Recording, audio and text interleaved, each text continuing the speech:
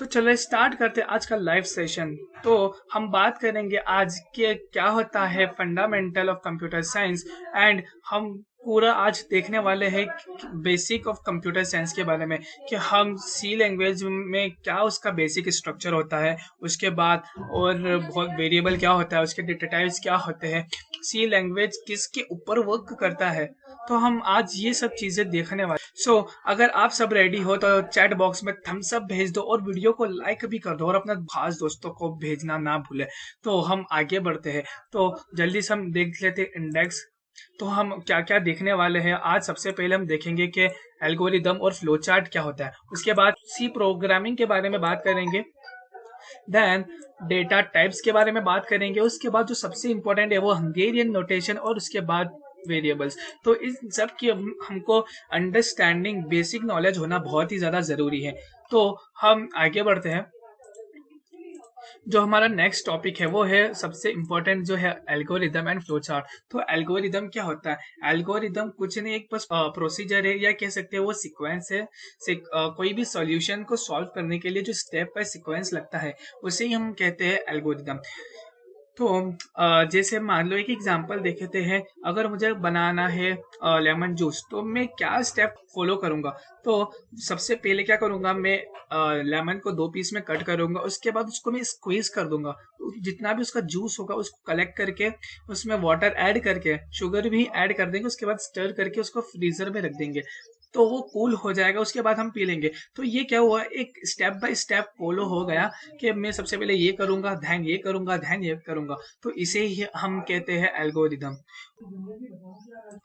तो उसे कैसे इम्प्लीमेंट करना है, तो हम उसे इम्प्लीमेंट करते हैं प्रोग्रामिंग लैंग्वेज के थ्रू। जैसे हमने अभी तो हम देख रहे हैं सी लैंग्वेज के बारे में। तो हम जब आगे बढ़ेंगे प्रोग्रामिंग की दुनिया में तब हम देखेंगे डिफरेंट डिफरेंट लैंग्वेज के बारे में। जैसे है सी प्लस प्लस या है पाइथन या फिर जावा, सी शार्प। तो हम बहुत सारी लैंग्वेज के बारे में बात करेंगे। बट फिलहाल तो अभी सी लैंग्वेज के बारे में सी लैंग्वेज को फोकस करेंगे और उसके बारे में देखेंगे आगे। तो हम आगे बढ़ते हैं। उसके बाद जो आता है कि किस तरह से हम कोई भी प्रॉब्लम को सॉल्व कर सकते हैं। तो सबसे पहले जो स्टेप आती है वो है हमारा सूडो कोड। अब सूडो कोड क्या नई चीज है? तो सूडो कोड कोई भी ज्यादा डिफिकल्ट चीज नहीं है। सूडो कोड बेसिकली होता है जो जैसे हम बात कर रहे हैं, जिस लैंग्वेज में हम बात कर रहे हैं, या फिर तो अगर हम वही स्टेप को इंग्लिश में लिख दे कि मुझे सबसे पहले लेमन लेना है, उसके बाद उसको कट करना है, उसके बाद उसको स्क्वीज करके उसका जूस निकाल के उसके बाद उसमें शुगर ऐड करके उसे फ्रीज करना है। तो ये क्या हुआ, मैंने नॉर्मली बोल दिया कि ये स्टेप हम फॉलो करने वाले हैं। जो मैंने हिंदी में बोला और जो आपने इंग्लिश में लिखा, या हम जो स्टेप्स लिखेंगे इंग्लिश के अंदर के क्या क्या करके हमें स्टेप फॉलो करनी है, उसे ही हम कहते हैं सूडो कोड। तो ये कोई भी ज्यादा टफ चीज नहीं है। तो हम आगे बढ़ते हैं। तो हमने जो एल्गोरिदम और सूडो कोड समझा क्या होता है वो बहुत ही ज्यादा बेसिक था। तो हम उसे एक और अच्छे से अंडरस्टैंडिंग के लिए तो हम एग्जाम्पल देखते हैं जो हमने समझा उसका। तो write an algorithm to determine student final grade and indicate whether it is passing और failing. The final grade is calculated as the average of 4 marks. तो हमको क्वेश्चन में क्या बोल रखा है कि हमको एक सूडो कोड और एक एल्गोरिदम दोनों लिखना है, जिसमें क्या क्या दिमाग में लेके रखना है।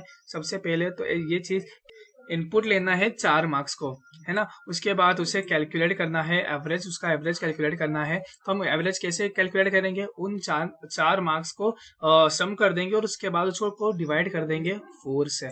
उसके बाद अगर वो एवरेज जो आया वो अगर बिलो 50 है तो हम दे देंगे कि भैया वो फेल है, और अगर वो अबाउ 50 है या फिर मतलब उसके कंडीशन फॉल्स हो गई वो, तो उसे हम लिख देंगे वो बंदा क्या है, वो पास है। तो ये हो गया अपना क्या, ये हो गया अपना सूडो कोड। हमने देखा कि इसे नॉर्मल लैंग्वेज में कैसे लिखना है। इसके बाद हम बात करते हैं एल्गोरिदम कैसे लिखेंगे, ठीक है। तो एल्गोरिदम के लिए हमको पता है क्या लिखना पड़ता है, हमको स्टेप वाइज लिखना पड़ता है। तो हम सबसे पहले फर्स्ट स्टेप में क्या करेंगे, इनपुट ले लेंगे 4 मार्क्स को। उसके बाद उसको स्टोर किस में करा देंगे, उसको स्टोर करा देंगे ग्रेड में। अगर ग्रेड जो है वो लेस देन 50 है तो वो प्रिंट कर दे क्या, फेल। और अगर वो एल्स, मतलब अगर एल्स चलाया और अगर उसमें मालूम पड़ा कि वो ग्रेड जो है वो 50 से अबाव है, मतलब 50 से बिलो नहीं है, दोनों का मतलब एक ही है। तो अगर पता चला कि 50 से अबाव है तो वो क्या प्रिंट कर दे, वो प्रिंट कर दे पास। तो हमने ये देखा कि किस तरह से सूडो कोड और एल्गोरिदम के थ्रू हम किसी भी प्रॉब्लम को तोड़ सकते हैं और इसे देख सकते हैं कि वो स्टेप वाइज कैसे सॉल्व हो सकती है।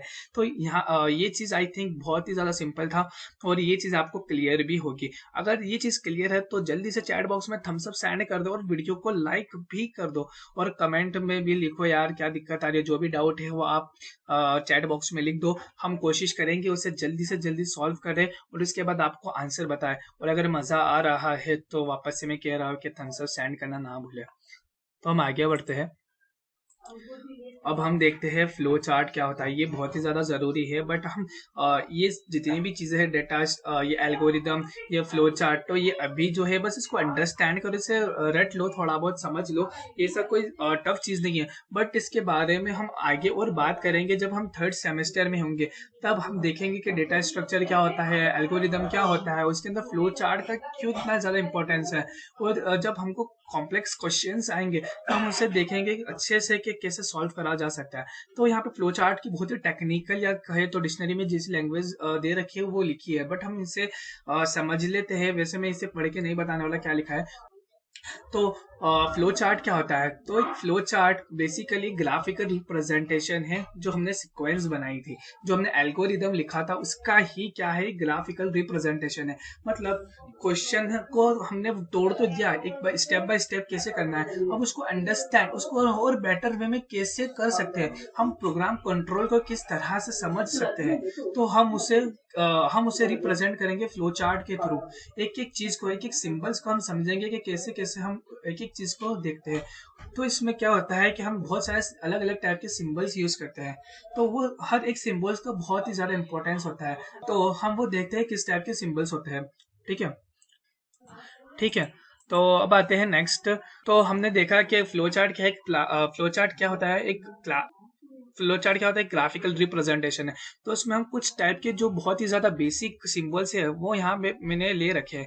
तो इसमें सबसे पहला जो सिंबल आता है, जब भी हम प्रोग्राम स्टार्ट करेंगे तो ओवल सिंबल से लगाएंगे, ओवल सिंबल यूज करेंगे। मैंने ऐसा क्यों बोला कि जब भी हम प्रोग्राम स्टार्ट करेंगे, तो जी हाँ, तो ये ओवल ओवल जो शेप है वो क्या करता है, वो जब भी प्रोग्राम बिगिन होता है और जब भी प्रोग्राम एंड होता है तो हम उसे रिप्रेजेंट करेंगे इस ओवल से। हमारा प्रोग्राम वहां से स्टार्ट हो रहा है तो हम उससे वहां पे लगा देंगे ओवल शेप, तो मुझे पता चल जाएगा कि वहां पे प्रोग्राम स्टार्ट हो रहा है। और सेम अगर मुझे एंड में दिखा तो उससे मैं समझ जाऊंगा कि ये जो हमारा प्रोग्राम है वो यहाँ पे एंड हो रहा है। उसके बाद जो नेक्स्ट सिंबल आता है वो है हमारा पैरेललोग्राम। तो ये पैरेललोग्राम क्या डिनोट करता है, ये डिनोट करता है कि हमें इनपुट ले रहे हैं। अगर ये सिंबल हमें दिखा तो इससे समझ जाएंगे कि यहाँ पे हम यूजर से कुछ ना कुछ इनपुट ले रहे हैं। उसके बाद जो नेक्स्ट सिंबल है वो है रेक्टेंगल। तो रेक्टेंगल क्या डिनोट करता है, अगर हमको कोई भी प्रोसेस करवानी हो, तो जैसे प्रोसेस का मतलब क्या, जैसे कोई भी हम कंप्यूटर को बोल रहे हो कि भैया 2 नंबर का एडिशन कर दो या 2 नंबर का सब्ट्रैक्शन कर दो या मल्टीप्लिकेशन कर दो, तो ये क्या हो रहा है, हम कंप्यूटर को इंस्ट्रक्शंस दे रहे हैं कि भैया तुम ऐसा कर दो। तो हम जब भी हम प्रोसेस कराएंगे तब हम क्या करेंगे, रेक्टेंगल का यूज करेंगे। अब जो नेक्स्ट सिंबल है वो है डायमंड। तो डायमंड का क्या यूज है, जब भी हमें डिसीजंस लेना होता है, जब भी हम डिसीजन लेंगे कि अगर ट्रू हो तो यहाँ जाओ भैया, अगर फॉल्स हो तो वहां जाओ, तो तब हम क्या करेंगे, डायमंड सिंबल का यूज करेंगे। जैसे हम इफ एल्स हम आगे देखेंगे या फिर कोई भी हमारा लूप है, तो वहां पे जो बेसिक सिंबल यूज करेंगे हम कंडीशंस के लिए, कंडीशंस चेक जहां होगी वो होगा हमारा ये डायमंड वाला सिंबल। उसके बाद जो नेक्स्ट सिंबल है वो है हमारा हाइब्रिड। अब हाइब्रिड क्या करता है, अब हाइब्रिड वो होता है जो हमने यूजर से इनपुट ले लिया या फिर हमने कोई वेरिएबल डिक्लेयर करा था, उसको इनिशियलाइज भी कर दिया था, उसे हमको आउटपुट स्क्रीन पे दिखाना है। तो हम उसे ग्राफिकल वे में कैसे रिप्रेजेंट करेंगे, उसे हाइब्रिड के सिंबल से, ये जो सिंबल लिखा है इससे रिप्रेजेंट करेंगे। उसके बाद जो हमारा नेक्स्ट सिंबल होता है वो है फ्लो लाइन। मतलब एक लाइन जिसके ऊपर एक बना है एरो, वो क्या डिनोट करता है कि वो डिनोट कर रहा है अपना फ्लो कंट्रोल, प्रोग्राम कंट्रोल को डिनोट कर रहा है कि प्रोग्राम कंट्रोल पहले क्या हुआ था, पहले हमने इनपुट ले लिया, पहले प्रोग्राम किया तो ओवल लगा दिया, उसके बाद कुछ ना कुछ इनपुट ले लिया, उसके बाद वो इनपुट्स हमने कुछ ना कुछ प्रोसेस करा ली, उसके बाद हमने कंडीशन चेक करवा दी, उसके बाद क्या करा, हमने उसको आउटपुट पे प्रिंट करा दिया। तो ये सब जितने भी हमने सिंबल्स दी तो ये सब आपस में इंटरकनेक्टेड है। तो इंटरकनेक्टेड है तो वो कनेक्टेड किससे, वो है हमारा ये वाला सिंबल जो है फ्लो लाइन। तो आई थिंक आपको फ्लो चार्ट क्लियर होगा इनका ये बेसिक। और मैं एक बात बता दूं, ये आपको जितने भी सिंबल्स है वो आपको ऐसा तो नहीं होगा कि आपको ग्राफ दे दे, उनसे पूछ ले कि ये ग्राफ में क्या हो रहा है। बट क्वेश्चन क्या हो सकता है एग्जाम में कि आपको एमसीक्यूज में ये एक सिंबल पैसा भी दे दे, जैसे ओवल दे दिया, तो उनसे पूछ लिया कि ये सिंबल क्या डिनोट करता है, आपको क्या समझ में आता है। तो वहाँ पे ऑप्शन हो सकता है, एक तो क्या इनपुट ले रहा है, फिर एक हो सकता है आउटपुट दे रहा है, उसके बाद एक हो सकता है डिसीजन के लिए है, और जो लास्ट ऑप्शन होगा या फिर मतलब कोई से भी ऑप्शन ऊपर नीचे दे देंगे, उसमें होगा ये एंडिंग एंड बिगिनिंग को रिप्रेजेंट करता है। तो हमारा सही आंसर क्या होगा, जल्दी से कमेंट में बताइए कि हमारा जो सही आंसर है वो क्या होगा। तो हमारा यस, जो हमारा सही आंसर है वो जो ओवल है वो रिप्रेजेंट करता है क्या, beginning and ending of program. तो इस टाइप के क्वेश्चंस आपसे एग्जाम में पूछ सकते हैं। अब आते हैं एक एग्जांपल देख लेते हैं फ्लो चार्ट का। तो फ्लो चार्ट क्या होता है, जो हमने बेसिक एग्जांपल देखा था किसका, एल्गोरिदम का और सूडो कोड का, बेसिक है वैसे ही हमने एक एग्जांपल लिया, सेम एग्जांपल ले लिया है किसका, फ्लो चार्ट का। तो उसमें सबसे पहले स्टेप में यहाँ पे मैंने जो राइट साइड लिखा है वो है हमारा एल्गोरिदम, और जो लेफ्ट साइड पर है वो है क्या, अपना फ्लो चार्ट है। तो एल्गोरिदम में हम स्टेप्स लिखते हैं और फ्लो चार्ट में हम ग्राफिकल रिप्रेजेंटेशन करते हैं। तो सबसे पहले देखो मैंने स्टेप 1 में क्या करा, हमने सबसे पहले इनपुट ले लिया M1 M2 M3 M4। तो सबसे पहले क्या होगा, तो हमको अगर इस चीज को ग्राफिकल में रिप्रेजेंट करना है तो यहाँ देखते हैं। तो सबसे पहले प्रोग्राम, हमको पता है प्रोग्राम सबसे पहले स्टार्ट होगा तभी तो कुछ ना कुछ काम करेगा ना। तो प्रोग्राम स्टार्ट हुआ, उसके बाद हमें पता है प्रोग्राम जब स्टार्ट होता है तो हम ओवल शेप लेते हैं। उसके बाद हमने फर्स्ट स्टेप में करा था क्या, इनपुट लेना है, तो हमने पैरेललोग्राम लगा दिया। तो पैरेललोग्राम से क्या समझ में आ जाता है कि हाँ भैया हमने यहाँ पे कुछ ना कुछ इनपुट में लिया है। उसके बाद सेकंड स्टेप में क्या करा, हमने यहाँ पे हमने प्रोसेस करा दिया क्या, कि M1 M2 M3 M4 चारों का सम ले लिया, उसके बाद उसको डिवाइड कर दिया 4 से, और उसको स्टोर करा दिया किसमें, ग्रेड में। तो ये क्या है, एक तरीके से प्रोसेस है। तो हमको प्रोसेस को किस तरह से रिप्रेजेंट करते हैं, हमको पता है प्रोसेस को हम रेक्टेंगल से रिप्रेजेंट करते हैं। तो ये चीज आपको ध्यान रखनी है। अब जो प्रोसेस कराई वो हमने रेक्टेंगल से रिप्रेजेंट कर दी, और आप देखो जो भी हर सिंबल के कनेक्टिंग है वो किससे करी है, ये जो लाइन दिख रही है इसे हम फ्लो लाइन कहते हैं, इससे रिप्रेजेंट करिए। तो ये बता रहा है कि हमारा जो प्रोग्राम कंट्रोल है एक के बाद एक डाउन होता जा रहा है। उसके बाद जो अपनी फाइनल स्टेप है वो क्या, कंडीशन चेक करा दी। तो मैंने बताया था कंडीशन जब भी या डिसीजन के लिए हम डायमंड का यूज करते हैं, तो कंडीशन भी क्या है, एक डिसीजन ही है। तो इसमें चेक करा दिया, अगर ग्रेड बच्चे का ग्रेड जो है वो 50 से छोटा होगा तो क्या प्रिंट कर दे भैया, वो क्या है, वो है फेल, वो क्या है फेल। और उसके बाद क्या हो जाए, प्रोग्राम एंड हो जाए। तो एंड का भी हमने सिंबल दे दिया ओवल, और ये प्रिंट हो रहा है तो हमने क्या बोला था, अगर आउटपुट स्क्रीन पे कुछ भी प्रिंट होगा तो उसे हम रिप्रेजेंट करेंगे कैसे, हाइब्रिड के सिंबल से। तो यहाँ पे हाइब्रिड का सिंबल बना दिया। उसके बाद अगर जैसे ही कंडीशन जो है वो फॉल्स हुई, वो तो ऐसा हो सकता है वो कंडीशन ट्रू हो या फिर फॉल्स हो। ऐसा नहीं हो सकता कि कंडीशन ट्रू भी हो या फॉल्स भी हो, ऐसा कभी भी नहीं होगा। दोनों में से एक कंडीशन सेटिस्फाई होगी, या तो कंडीशन ट्रू हो सकती है या तो कंडीशन फॉल्स हो सकती है। उसके बाद जब कंडीशन फॉल्स होगी तो वो क्या प्रिंट कर देगा भैया, वो बंदा क्या है वो पास हो गया है, और वो प्रोग्राम क्या कर देगा, एंड कर देगा। तो आई थिंक जो अपना टॉपिक था क्या था, जो एल्गोरिदम देखा, उसके बाद हमने देखा किस तरह से हम फ्लो चार्ट का यूज कर सकते हैं और प्रोग्राम को बेटर अंडरस्टैंडिंग दे सकते हैं। तो अगर इतना आपको समझ में आया हो तो चैट बॉक्स में जल्दी से सेंड कर दो थम्स अप, जल्दी जल्दी सेंड कर दो थम्स अप, और अगर हो तो अब बढ़ते हैं आगे। जो अपना नेक्स्ट टॉपिक है वो है एल्गोरिदम की थोड़ी बहुत प्रॉपर्टीज। तो मैं आपको ये समझाने नहीं वाला हूँ, आप इसको क्या करो, स्क्रीनशॉट ले लो और इसको अच्छे से याद कर लेना। तो ये एमसीक्यूज फॉर्मेट में पूछा जा सकता है, मोस्ट कॉमन क्वेश्चन है। तो ये थ्योरी के लिए ज्यादा इंपॉर्टेंट है, वैसे वाइवा के लिए तो नहीं पूछते इतना, लेकिन आपको थ्योरी के लिए पता होना चाहिए कि क्या क्या प्रॉपर्टीज होती है। तो जो ये सारी प्रॉपर्टीज है, finiteness, definiteness, effectiveness, generality, input and output, तो इन सबका इसका सबका मतलब क्या होता है वो आप देख लो, समझ लो और अच्छे से प्रिपेयर करके जाना एग्जाम के लिए। उसके बाद हम आगे बढ़ते हैं। अब अब अभी तक हमने देखा कि यार प्रोग्रामिंग के पहले क्या क्या चीजें होनी चाहिए थी। अब जो है अपना बहुत ही शानदार चीज स्टार्ट होने वाली है, जो है अपनी सी लैंग्वेज। तो सी लैंग्वेज के बारे में हम थोड़ा बहुत बेसिक में नॉलेज लेंगे। तो हम देखेंगे कि सी लैंग्वेज में क्या क्या है, क्या क्या चीज़ें हैं, और आज हम बेसिक्स कवर करने वाले हैं। तो फर्स्ट यूनिट का आज चल रही थी, मैं एक बार और बता देता हूँ। तो जल्दी से एक बार और थम्स अप डाल दो सबके सब लोग, और अपना नाम डाल देना कि हम अटेंडेंस में उसको मेंशन कर सके। तो इसके बाद जो है अपना है सी लैंग्वेज। तो सी लैंग्वेज किसने डेवलप करी थी? सी लैंग्वेज जो डेवलप करी थी वो थी डेनिस ग्रेची। तो आप ये नाम याद कर लेना। ये एमसीक्यू के लिए क्वेश्चन बन सकता है कि आपको 3-4 नाम दे दिए, उसमें से आपको एक करेक्ट नाम पूछा हो कि भैया सी लैंग्वेज किसने डेवलप करी थी। अब अभी ईयर इंपॉर्टेंट नहीं है। उसके बाद जो सी लैंग्वेज है वो सबसे सही, उसमें जो नई चीज आई थी, जो पुरानी लैंग्वेज थी उसके बाद अपडेशन होकर जो नई चीज आई थी वो थी स्ट्रक्चर। सी लैंग्वेज स्ट्रक्चरल प्रोग्रामिंग लैंग्वेज थी, मतलब ये स्ट्रक्चर को सपोर्ट करता है। अब स्ट्रक्चर्स क्या होते हैं हम वो बाद में देखेंगे, उसको अच्छे से समझेंगे कि स्ट्रक्चर्स क्या होता है। उसके बाद जो सेकंड है वो है फंक्शंस को भी हम उसमें यूज कर सकते हैं। तो फंक्शंस क्या करता है, हमको प्रोग्राम को, बड़े बड़े प्रोग्राम को छोटे छोटे पीसेस में तोड़ देता है, तो उसे मेंटेन करना बहुत ही ज़्यादा इजी हो जाता है। तो उसके बाद हम सी प्रोग्रामिंग में क्या कमेंट्स का भी यूज़ कर सकते हैं। तो यहाँ पे कुछ एडवांटेजेस भी है और कुछ डिसएडवांटेजेस भी, उसके बारे में भी हम बात करने वाले हैं। नाउ अब हम देखने वाले हैं कि किस तरह के डेटा स्ट्रक्चर्स या हम प्रोग्राम स्ट्रक्चर्स होते हैं। तो प्रोग्राम स्ट्रक्चर्स किसे कहते हैं? प्रोग्राम स्ट्रक्चर मतलब किस तरह से हम प्रोग्रामिंग को लिखते हैं, प्रोग्राम लिखने का तरीका। तो सबसे जो सी लैंग्वेज में जो तरीका होता है वो देखते हैं। तो सबसे पहले क्या करते हैं, हम हैश लगाते हैं। हैश क्या होता है? हैश बताता है कि ये अपना एक प्री प्रोसेसर है। उसके बाद हम लगाते हैं इंक्लूड। इंक्लूड क्या है, अगर किसी को पता हो तो जल्दी से चैट में लिख दो।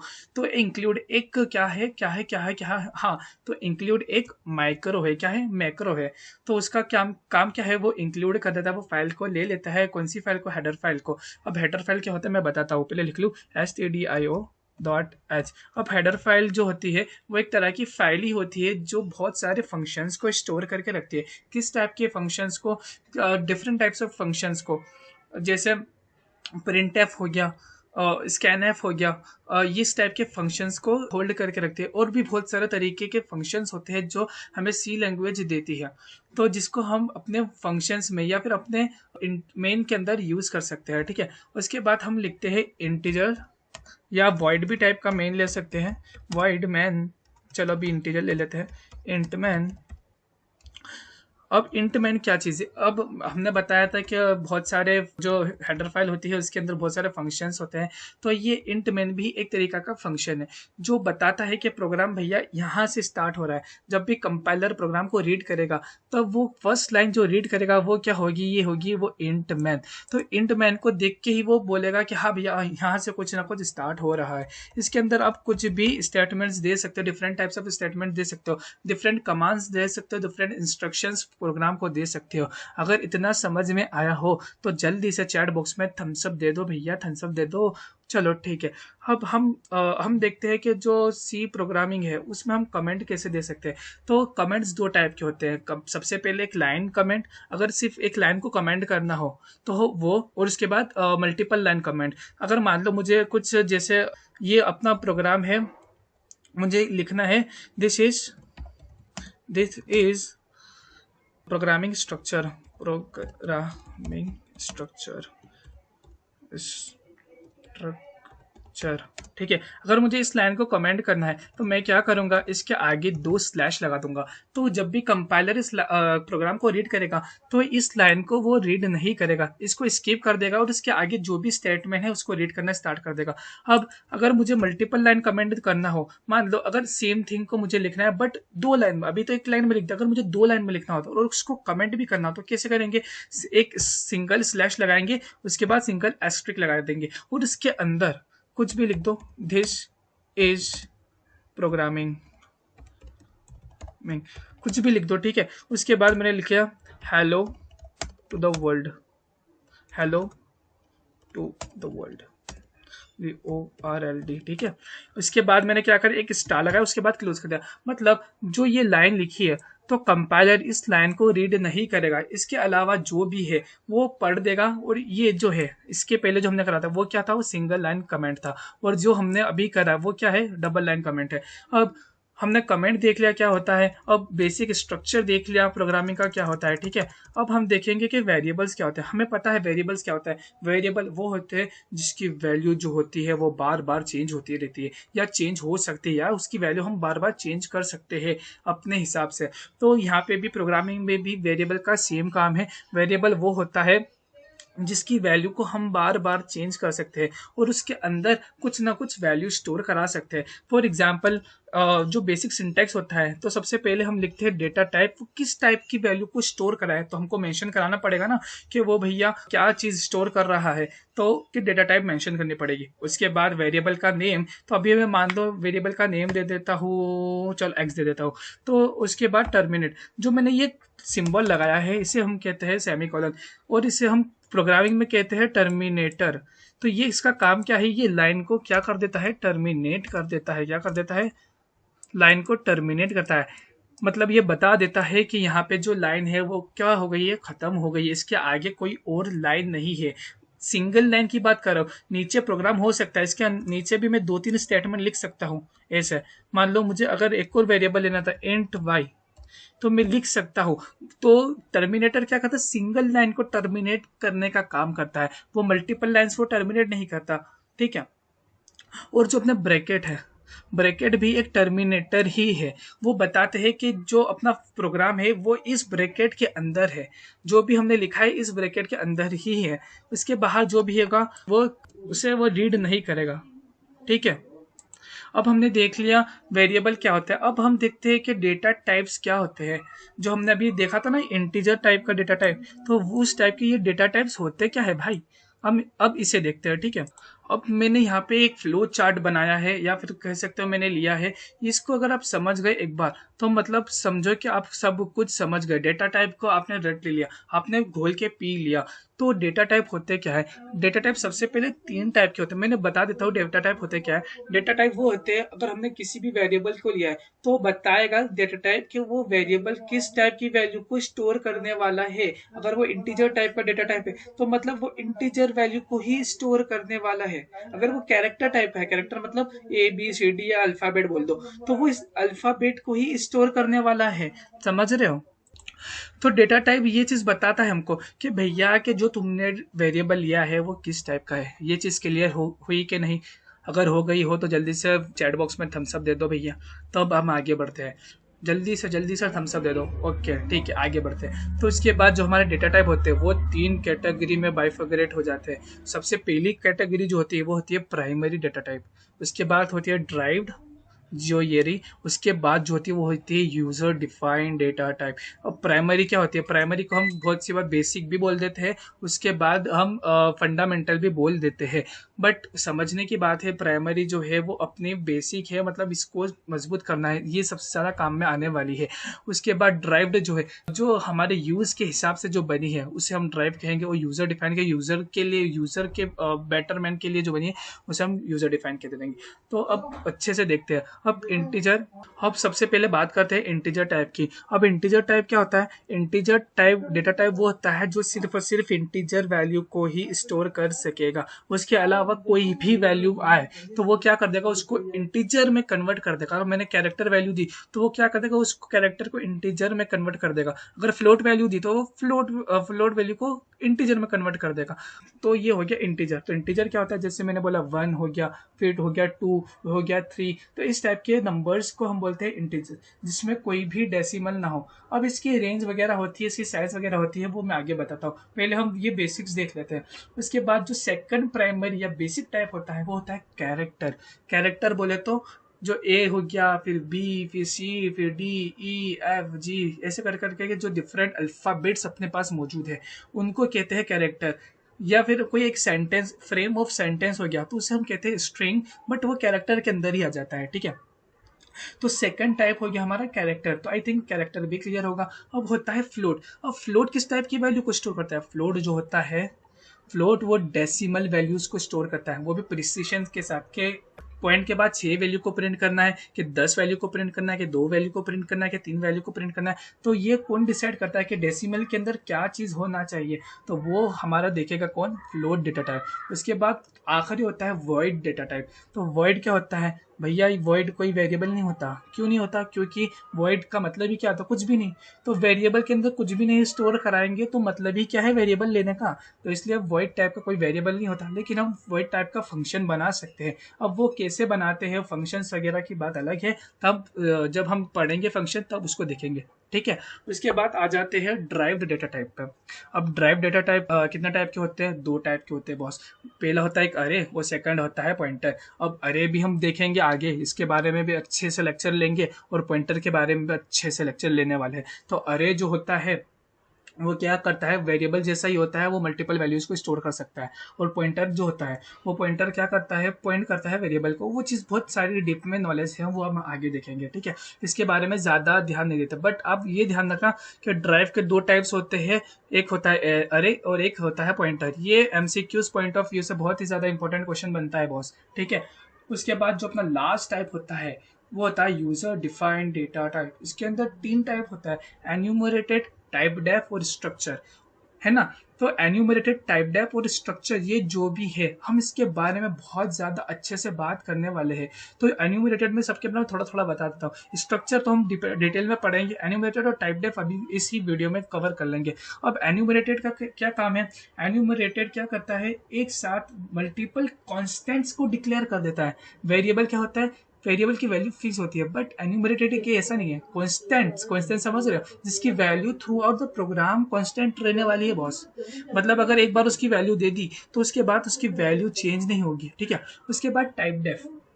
टाइप डेफ क्या होता है? टाइप डेफ वो होता है, जैसे मान लो यार मुझे ना ये INT जो है वो मुझे अच्छा नहीं लग रहा, मुझे इसका नाम चेंज करना है, इसका नामकरण करना है, मुझे दूसरा नाम देना है, तो हम टाइप डेफ डेटा टाइप का यूज कर देंगे और उसका नाम चेंज करके जो अपनी मर्जी पड़े वो लगा देंगे। उसके बाद उसको ही हम पूरे प्रोग्राम में INT की जगह यूज करेंगे। तो ये हो गया टाइप डेफ। अब स्ट्रक्चर क्या होता है? सबसे ज्यादा जरूरी जो चीज है वो स्ट्रक्चर है, और सी प्रोग्रामिंग में मतलब बहुत ही ज्यादा इंपॉर्टेंट टॉपिक्स में से एक होता है स्ट्रक्चर्स। तो स्ट्रक्चर क्या होता है इसके बारे में भी हम डिटेल में बात करेंगे। अब आगे बढ़ते हैं। अब जैसा कि कहा था मैंने कि डेटा टाइप्स की हम बात करेंगे और डिटेल में उसकी साइज के बारे में, उसकी रेंज के बारे में, और वो किस टाइप से रिप्रेजेंट करते हैं उसके बारे में। तो अब देखो, अब जो डेटा टाइप होता है, ठीक है, तो हम उस चीज को ओवरकम करने के लिए उसके अंदर और बाइफिगरेशन कर देते हैं। जैसे इंटीजर है तो इंटीजर भी हम 3 टाइप के दे दिए कि कैसे? साइंड, अनसाइंड, शॉर्ट, फिर शॉर्ट अनसाइंड, फिर लॉन्ग अनसाइंड इंटीजर। इस टाइप के हमने उसको डिवाइड कर दिया। क्यों करा ये सब? क्योंकि उसकी रेंज बढ़ जाए और हम उसको ज़्यादा से ज़्यादा प्रिसिशन पे यूज़ कर सके। अगर मान लो अगर आपने इंटीजर टाइप का एक वेरिएबल ले लिया और उसकी वैल्यू दे दी मान लो 5 लाख, तो वो क्या करेगा? 5 लाख तो उसकी रेंज भी नहीं है। अब मैं बताता हूँ उसकी रेंज इंटीजर टाइप की कितनी होती है, बट उसकी जो 5 लाख हमने वैल्यू दे दी इतनी तो रेंज भी नहीं है। तो क्या करेगा? उसको एक गार्बेज वैल्यू दे देगा, वो एरर कोई नहीं देगा, वो एक क्या कर देगा? उसको गार्बेज वैल्यू दे देगा और आपको कंसोल स्क्रीन पे समझ में नहीं आएगा क्या दिक्कत कर दी यार भैया मैंने। तो ये सब चीज़ को ओवरकम करने के लिए, ये सब चीज़ों को ठीक करने के लिए हम क्या करते हैं?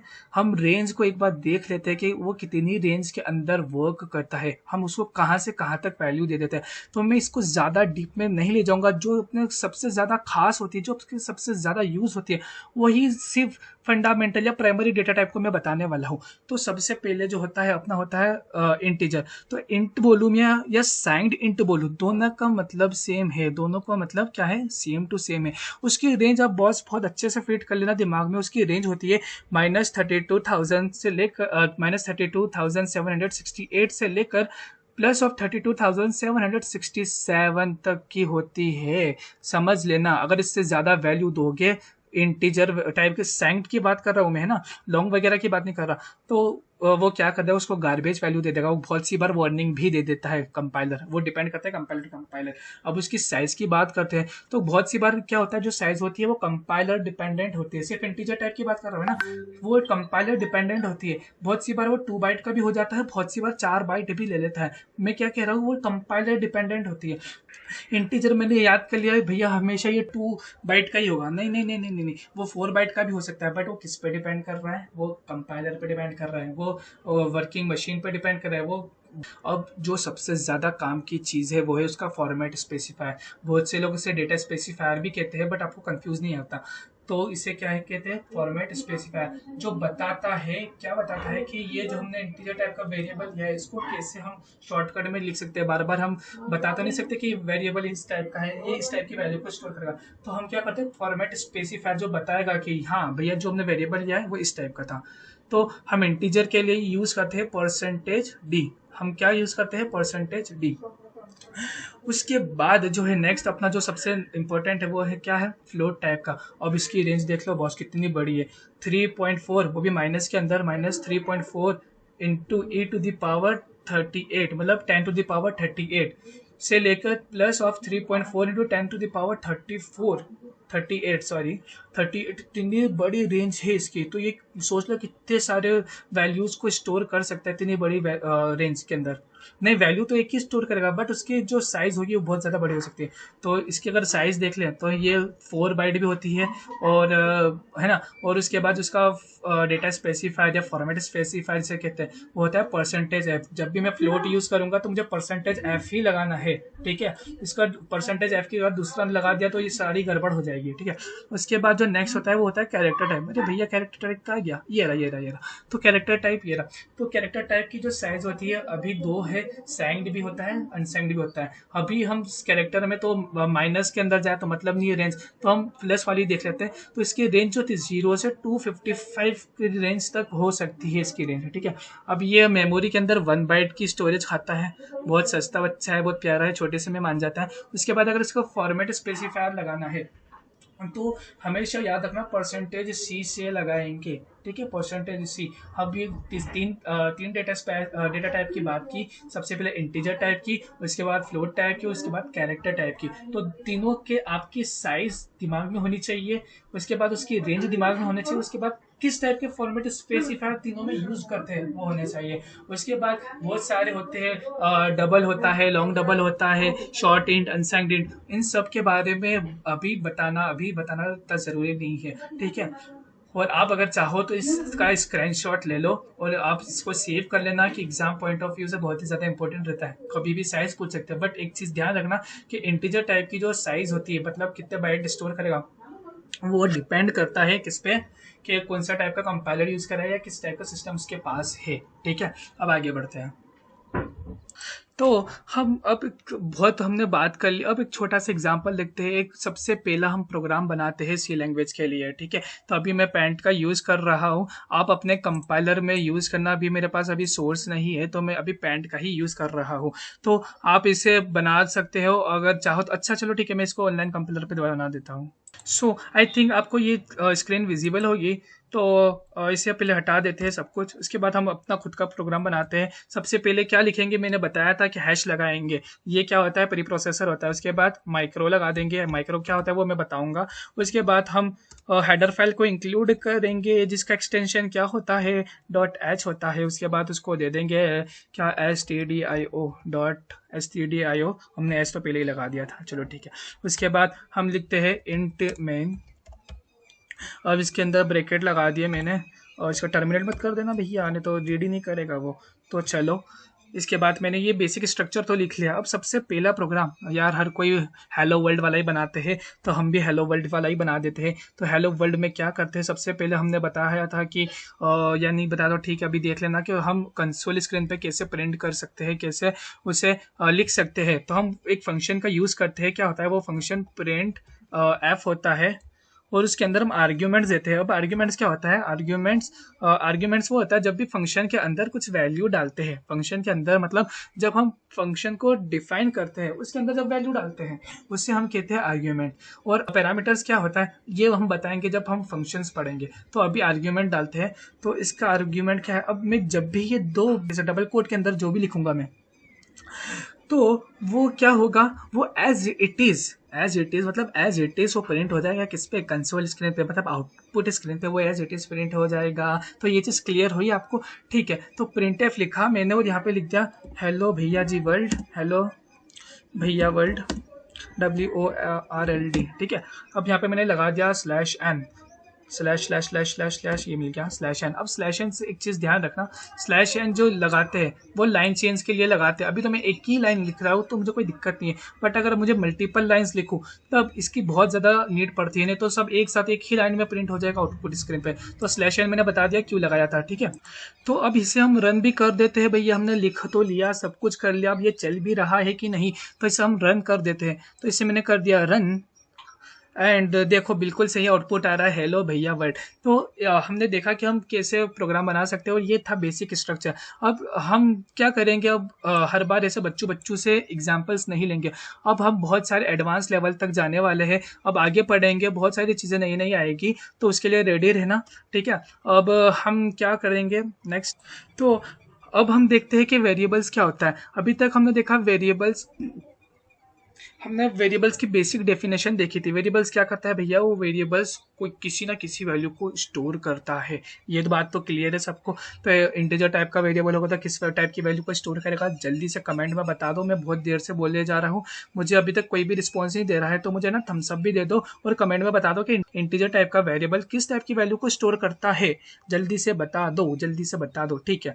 तो इंटीजर टाइप की, हमें बताया इंटीजर टाइप की जो वेरिएबल है, पहले कर्सर इधर ले आओ, उसके बाद इंटीजर टाइप का जो वेरिएबल है वो किस टाइप की वैल्यू को स्टोर करता है, वो किस टाइप को इंटीजर टाइप की वैल्यू को स्टोर करता है। तो मैंने एक वेरिएबल ले लिया जिसका नाम दे दिया var, और इसको कह दिया मैंने टर्मिनेट टाइप। बेसिक सिंटेक्स होता है किसका, किसी भी वेरिएबल को डिक्लेयर करने का। अब ये हो सकता है कैरेक्टर टाइप का वेरिएबल हो, 4 दे दिया मैंने XYZ, है ना। अब फ्लोट टाइप का भी एक वेरिएबल ले लेते हैं, फ्लोट टाइप का एक वेरिएबल ले लिया, दे दिया मैंने उसका नाम, क्या नाम से दे सकते हैं, HMW, ऐसे ही दे दिया, कोई भी नाम से दे दिया, ठीक है।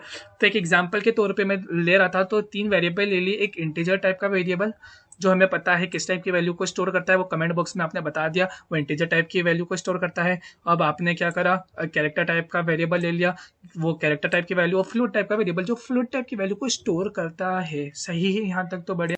अब हम इसे क्या कर रहे हैं, इसे हम कहते हैं वेरिएबल को डिक्लेयर करना। क्या कहते हैं इसे, वेरिएबल को डिक्लेयर करना। हम चाहे तो वेरिएबल को यहाँ इधर ही के इधर ही इनिशियलाइज भी कर देते हैं। मैंने बोला कि ये जो है वेरिएबल, ये वैल्यू स्टोर कर रहा है 10, ठीक है। अब इसे कर दिया मैंने इनिशियलाइज भी। उसके बाद जो XYZ है, याद रखना जब भी हम कैरेक्टर के वेरिएबल को डिक्लेयर करेंगे, सॉरी इनिशियलाइज करेंगे, तब हमें उसको सिंगल कोड के अंदर इनिशियलाइज करना है। तो मैंने यहाँ पे उसको दे दिया एक X, ठीक है। उसके बाद जो नया फ्लोट टाइप का वेरिएबल है, इसे भी वैल्यू दे दो कुछ ना कुछ, इसको दे दिया 1.01, ठीक है। तो हमें पता है ना कि फ्लोट टाइप के किस टाइप की वैल्यू को स्टोर करता है, वो वेरिएबल डेसिमल वैल्यू को स्टोर कर दिया, ठीक है। अब आप बढ़ते हैं आगे, अगर हमें इसको प्रिंट कराना है वेरिएबल को, तो हमने देखा था, हमको पता है कि हम कंसोल पे किस तरह से प्रिंट करा सकते हैं, तो हम इसको भी देख सकते हैं किस तरह से सेम तरीके से प्रिंट करा सकते हैं। देखो मैंने क्या करा, प्रिंट एफ, है ना, प्रिंट एफ का ही यूज़ करते हैं ना, सोच लो एक बार, यार एक थोड़ा कन्फ्यूजन हो रहा था।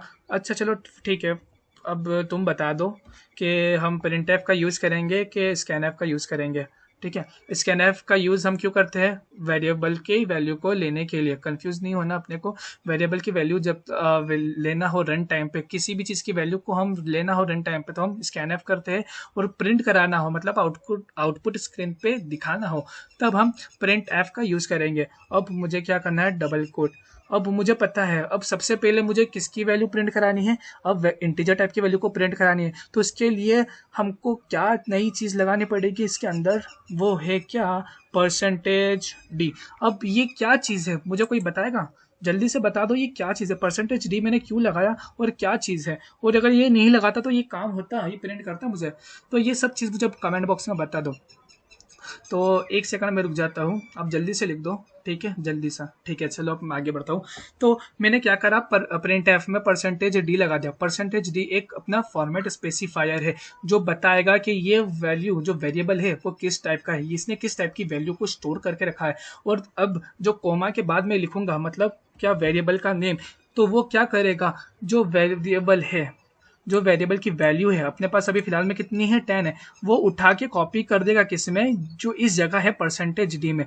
तो वो क्या कर देगा, %d बता रहा है कि वो वेरिएबल किस टाइप का है। तो आई थिंक ये चीज़ आपको क्लियर होगी। अब मुझे किस टाइप का नेक्स्ट टाइम प्रिंट करना है, कैरेक्टर ठीक है, डबल में लिख लो इसको। उसके बाद डबल कोट के अंदर लगा देंगे क्या, परसेंटेज सी। परसेंटेज सी किस लिए यूज़ करते हैं, जल्दी से बता दो, जब तक मैं लिख लेता हूँ जल्दी से बता दो। वेरिएबल का नाम लिया था हमने XYZ, जल्दी से बता दिया कि आपने, ठीक है ठीक है ठीक है। अब आगे बढ़ते हैं।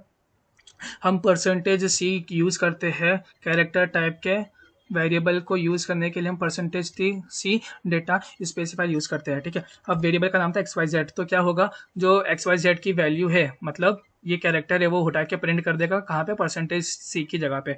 उसके बाद लास्ट जो अपना है प्रिंट एफ, फ्लोट टाइप का वेरिएबल है, तो उसको भी प्रिंट करा लेते हैं, और उसको बेचारे को क्यों छोड़े, यहाँ पे भी कोमा लगा दो, ठीक है।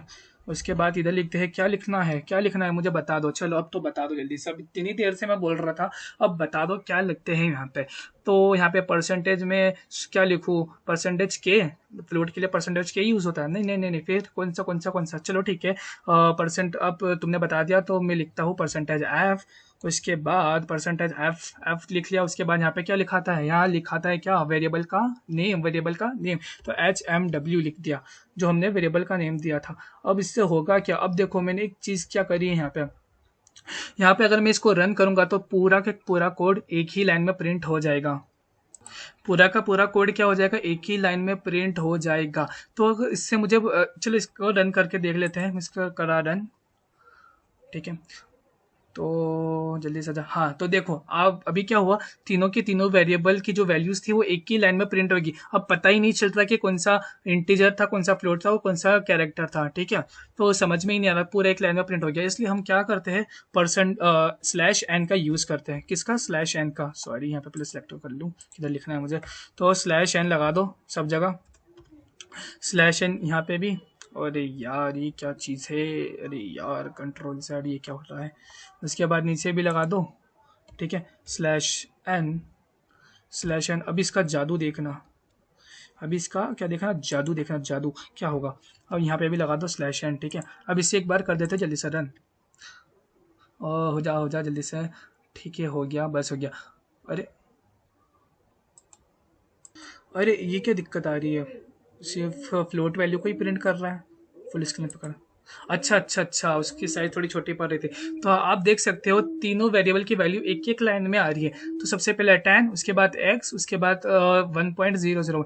अब कोई बता सकता है कि इसके आगे इतने 4 जीरो एक्स्ट्रा में क्यों लगाया था मैंने, वेरिएबल में तो ऐसा कुछ करा ही नहीं था, 1.01 ही कर दिया था। तो ऐसा क्या हो गया कि उसने 4 जीरो और आगे बढ़ा दिया। इसे कहते हैं हम ऑफ डेसिमल। जब भी हम फ्लोट या डेसिमल वैल्यू को लेंगे तब उसका प्रिसीशन ऑटोमेटिकली 6 कैरेक्टर, डेसिमल के बाद 6 कैरेक्टर तक चले जाता है। मतलब डेसिमल के बाद वो 6 जीरो एनी हाउ लगाएगा ही लगाएगा, अगर आप लगाओ कि नहीं लगाओ। अगर उसको कम करना है, अगर उसे आपकी प्रिसीशन को कम करना है, तो हम क्या कर देंगे, जो परसेंटेज है और उसके बाद एफ है, उन दोनों के बीच में हम लिख देंगे पॉइंट का, क्या पॉइंट, और लिखा क्यों नहीं रहा, 0.2। तो ये क्या करेगा, डेसिमल के बाद सिर्फ 2 डिजिट को ही प्रिंट करेगा। इसे रन करके देख लेते हैं, ठीक है। तो ठीक है, तो आपने देखा जो फ्लोट टाइप की जो वैल्यू है वो सिर्फ 2 डेसिमल पॉइंट तक ही वैल्यू को प्रिंट कर रहा है, बाकी की वैल्यू को प्रिंट नहीं कर रहा है। अगर यहाँ तक आपको सबको क्लियर हो तो जल्दी से थम्स अप दे दो और वीडियो को लाइक भी कर दो, ठीक है। अब लास्ट टॉपिक हम देखने जा रहे हैं। हम उससे पहले एक चीज़ और देख लेते हैं, क्या कि हम अगर किसी भी डेटा टाइप की वैल्यू को, मतलब साइज को निकालना चाहते हैं तो किस तरह से निकाल सकते हैं। तो एक फंक्शन होता है साइज ऑफ करके।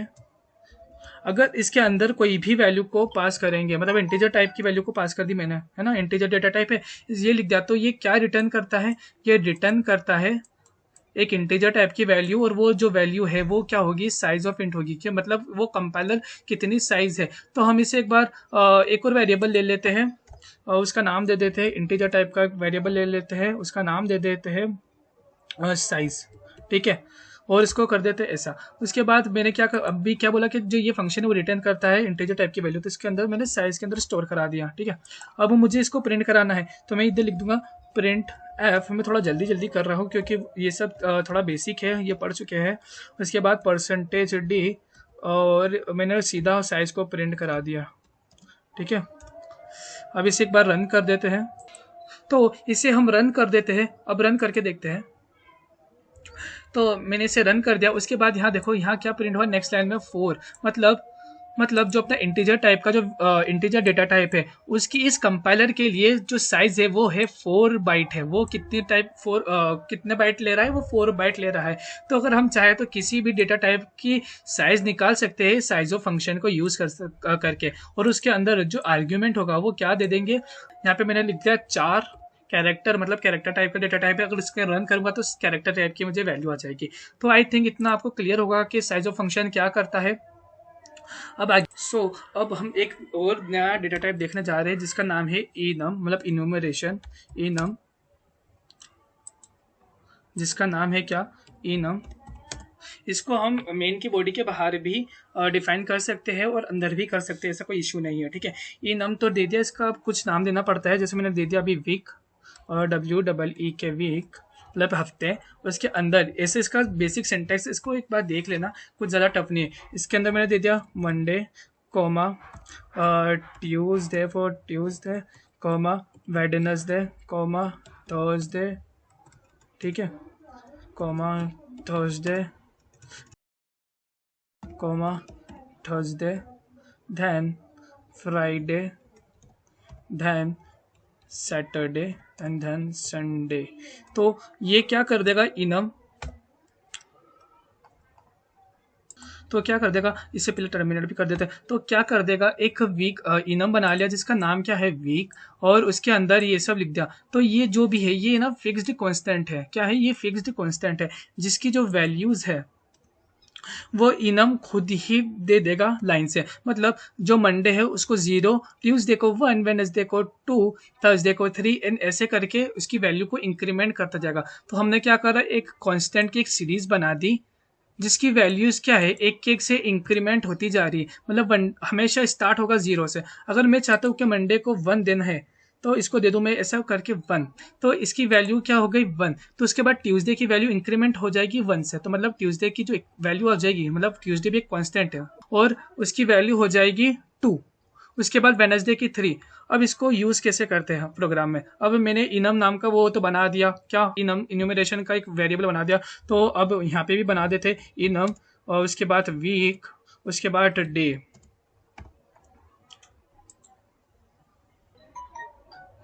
तो क्या कर दिया यहाँ पे मैंने, ये चीज़ समझना। यहाँ पे मैंने क्या कर दिया, एक इनम ले लिया और वीक नाम का इनम ले लिया, इनम बना दिया जिसका नाम है वीक, और उसका एक वेरिएबल ले लिया जिसके थ्रू मैं उसको एक्सेस करने वाला हूँ, डे। अब मैंने क्या करा, यहाँ पे ले लिया day is equals to Monday, चलो नहीं ट्यूसडे ले लेते हैं, ट्यूसडे, ठीक है। अब वो बता देगा कि वो किस नंबर का डे है। तो प्रिंट एफ हमको प्रिंट कराना है। यहाँ पे इसको टर्मिनेट कर देते हैं पहले, उसके बाद ब्रैकेट्स के अंदर डबल कोट लगा दो। उसके बाद मैंने यहाँ पे परसेंटेज डिड डेटा स्पेसिफायर लगा दिया। उसके बाद कोमा करके क्या पास करूँ, यहाँ पे जल्दी से बता दो यहाँ पे मैंने क्या पास करना। तो जल्दी से बता दो कमेंट में या चैट में बता दो कि यहाँ पे क्या पास करेंगे। यहाँ पे हम पास कर देंगे क्या, डे, डे डे डे जो अपना नया वेरिएबल है डे। तो डे यहाँ पे मैंने पास कर दिया, ठीक है। अब यहाँ पे क्या प्रिंट होना चाहिए आपके हिसाब से, वो कमेंट बॉक्स में बता देना। तो जैसे इन्यूमरेशन क्या करता है, सब वेरिएबल को एक एक वैल्यू असाइन कर देता है, और वो वैल्यू क्या होती है, सब डिफरेंट होती है, और अल्टरनेट मतलब इंक्रीमेंट होकर आती है वैल्यू। तो इसे रन करके देख देते हैं। हाँ एक चीज़ और, यहाँ पे एक इसे रन करता हूँ तो देखो यहाँ पे एक एरर आ रही है। तो एरर क्या आ रही है कि मैंने क्या करा है, जो वेरिएबल है मैंने यहाँ पे TUE से डिफाइन करा था, और मैंने यहाँ पे कैपिटल T लिया था, और यहाँ पे मैंने क्या कर लिया, स्मॉल t ले लिया। तो मैं ये पॉइंट बताना भूल गया था, तो अच्छा हुआ ये एरर आ गई तो याद आ गया। जब भी हम सी लैंग्वेज या C++ लैंग्वेज का यूज़ करेंगे तो एक चीज़ ध्यान रखना है कि जो C लैंग्वेज है वो केस सेंसिटिव है। मतलब आपने जिस वेरिएबल को जैसे डिफाइन करा है, मतलब स्मॉल तो स्मॉल ही लिखना है, कैपिटल में लिखा है तो कैपिटल में ही लिखना है उसको। अगर आपने स्मॉल की जगह कैपिटल कर दिया और कैपिटल की जगह स्मॉल कर दिया तो वो इस टाइप के एरर दे सकता है। तो अभी आपने देखा कि मेरे प्रोग्राम में एरर आ रही थी, ठीक है। अब इसे रन कर देते हैं। ये रन हो गया है। अब देखो तो इसने क्या प्रिंट कर दी, वैल्यू 2, क्या प्रिंट कर दिया, वैल्यू 2। क्यों? क्योंकि मंडे मैंने क्या डाला था यहाँ पे, डे के अंदर स्टोर कराया था ट्यूसडे। अब मंडे को उसने वैल्यू 1 दी, उसके बाद ट्यूसडे को तो मैंने कोई वैल्यू असाइन नहीं करी थी, बट जो इनम है उसने अपने आप ही वैल्यू असाइन कर दी ट्यूसडे को 2, उसके बाद वेडनेसडे को 3। अगर मैं यहाँ पे वेडनेसडे को प्रिंट कराता हूँ, देखो WE&D, अब इसको प्रिंट करा दिया, इसको रन करके देखते हैं ये 3 देता है कि नहीं देता। ठीक है, तो अच्छा, ओके, तो यहाँ देखो उसने 3 वैल्यू प्रिंट करा दी। तो आप समझ सकते हैं कि इनम को कैसे यूज़ करा जाता है, उसे कैसे डिक्लेयर करते हैं, उसे कैसे डिफाइन करते हैं, और उसका यूज़ कहाँ है। इसके बहुत सारे एप्लीकेशन हैं, और अभी तो हम सिर्फ बेसिक देख रहे थे। तो इस लाइव वीडियो में इतने। अगर किसी को कुछ भी छोटा सा भी डाउट हो तो आप ज़रूर चैट बॉक्स में मेंशन कर दो, हम उसे जल्दी से जल्दी सॉल्व करने की कोशिश करेंगे और उसका आंसर आपको बता देंगे। और अगर आपको ये वीडियो पसंद आई हो तो इसे ज़रूर लाइक करना, दोस्तों को शेयर भी कर देना अगर हो तो, और उसके बाद हमारे चैनल को सब्सक्राइब भी कर दो। तो इस लाइव में इतना ही, सेशन एंड होता है। Thank you, bye bye, take care.